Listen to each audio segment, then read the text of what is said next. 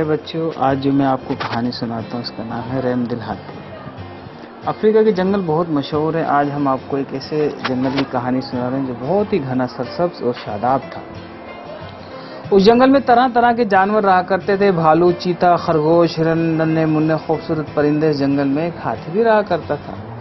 وہ ہاتھی بہت رحم دل تھا اور ہر ایک کے دکھ کو اپنا دکھ سمجھتا تھا، اور وہ ہر وقت دوسروں کے دکھ کو کم کرنے میں لگا رہتا۔ یہ وجہ تھی کہ جنگل کے سب جانور اسے رحم دل ہاتھی کہہ کر پکارتے تھے۔ رحم دل ہاتھی کا ایک خوبصورت سا گول مٹول بچہ بھی تھا۔ ہاتھی اپنے بچے سے بہت محبت کرتا تھا اور ہر روز صبح صبح اسے اپنے ساتھ جنگل کی سیر کو لے جاتا تھا۔ ایک دفعہ کا ذکر ہے کہ ہاتھی اور پیچھے پیچھے اس کا بچہ اچھلتا کودتا چل رہا تھا کہ کسی کے رونے کی آواز سن کر رحم دل ہاتھی رک گیا۔ ایسا محسوس ہو رہا تھا جیسے کوئی بہت تکلیف میں ہے، کیونکہ رونے کے ساتھ ساتھ کرہانے کی آواز بھی آ رہی تھی۔ کون ہو سکتا ہے؟ ہاتھی نے سوچا۔ تھوڑی دیر تو وہیں کھڑا آواز کی سمت معلوم کرتا رہا، پھر ایک طرف کو چل دیا۔ ہاتھی کا بچہ بھی خاموشی کے ساتھ اپنے باپ کے پیچھے چلتا رہا۔ آگے جا کر ہاتھی نے دیکھا کہ بھالو میاں درخت کے نیچے بیٹھے ہزاروں قطار رو رہے ہیں۔ کیا بات ہو گئی بھالو بھائی، کیوں اس طرح رو رہے ہو؟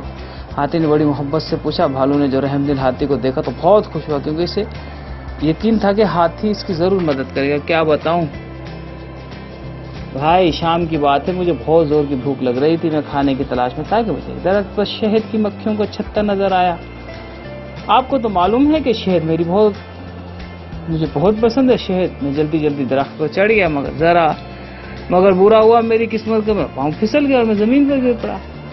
نیچے بہت سارے کانٹے دار جھڑیاں تھیں، میرے پاؤں میں ایک بہت بڑا کانٹا چھپ گیا۔ تکلیف سے میرا برا حال ہے، کچھ مدد کرو میرے رحم دل ہاتھی، تو میں یہاں ہی بے بھوکا پیاسا یہیں مر جاؤں گا۔ بھالو کی آنکھوں سے پھر آنسو آ گئے۔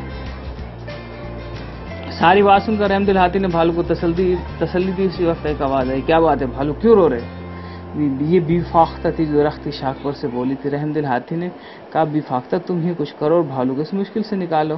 ہاں کیوں نہیں، میں صرف اتنا کر سکتی ہوں کہ تمہیں شرارتی بندر کا گھر بتا دوں جو یہاں سے کچھ فاصلے پر رہتا ہے۔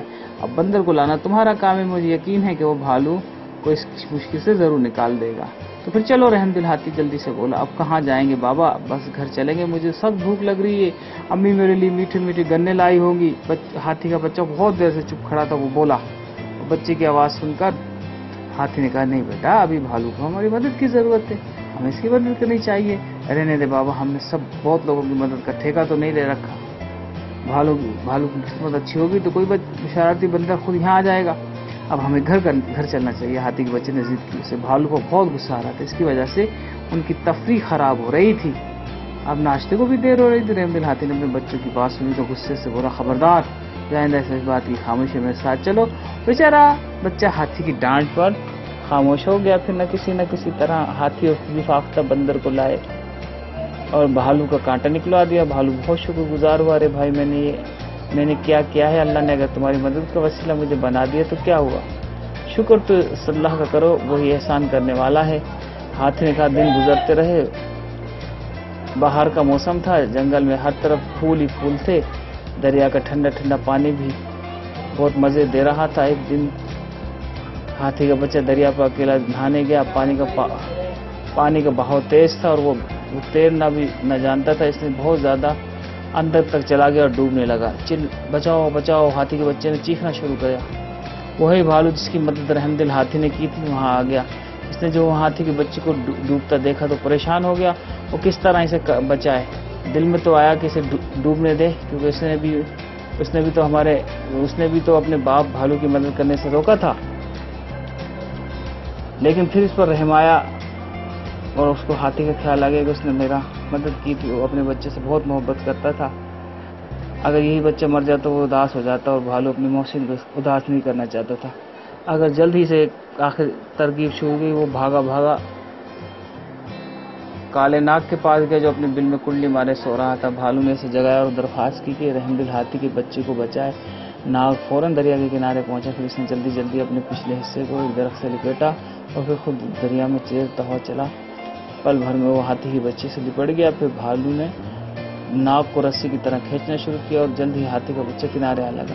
اپنے بچے کی چیخنے کی آواز ہاتھی کو بھی سنی تھی، وہ بھی بھاگتا دریا تک پہنچ گیا۔ اس نے یہ دیکھ کر بہت خوشی ہوئی کہ اس کو اس کی بچے کی جان بچ چکی تھی. بہت بہت شکریہ بھائی بھالو, تم نے میرے بچے کو ڈوبنے سے بچایا. ہاتھی احسان مندانہ انداز میں بولا. مدد کیسی بھائی, شکریہ تو شکریہ کیسا, اللہ نے مجھے وسیلہ بنایا تو اس کا اسی کا شکریہ ادا کرو. وہ احسان کرنے والا ہے. بھالو نے وہ تمام الفاظ کے ڈالے جو کچھ عرصے پہلے ہاتھی نے اس سے کہے تھے. بابا مجھے معاف کر دو, میں آج سے وعدہ کرتا ہوں کہ میں بھی ہر مصیبت زدہ کی مدد کروں گا. ہاتھی کا بچہ شرمندگی سے سر جھکائے کھڑا تھا. شاباش شاباش. ہاتھی نے پیار سے سونڈ اپنے بچے پر پھیری. ہے نا بچوں, اچھی کہانی.